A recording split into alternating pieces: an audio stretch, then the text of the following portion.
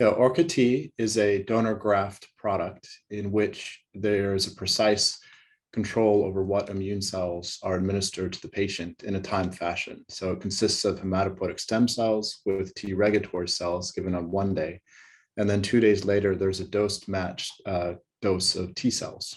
Our experience with Orca-T in over 160 patients suggests a very strong effect in reducing acute graft-versus-host disease, but also chronic graft-versus-host disease from nearly half of patients down to around 5% of patients. So that's a big improvement that we think we're seeing.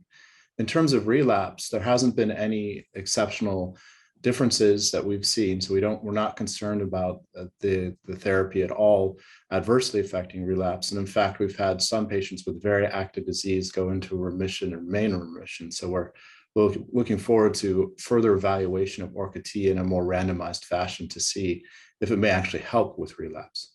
So the Orca-T platform, since it's very safe and there isn't a lot of graft versus host disease, could be a great platform for integrating other technologies such as CAR T cells. And there's actually an effort at Stanford to put allogeneic CAR T cells into the Orca-T platform in order to enhance graft versus tumor effects. In this case, it's for ALL, which, as we all know, is a very serious disease.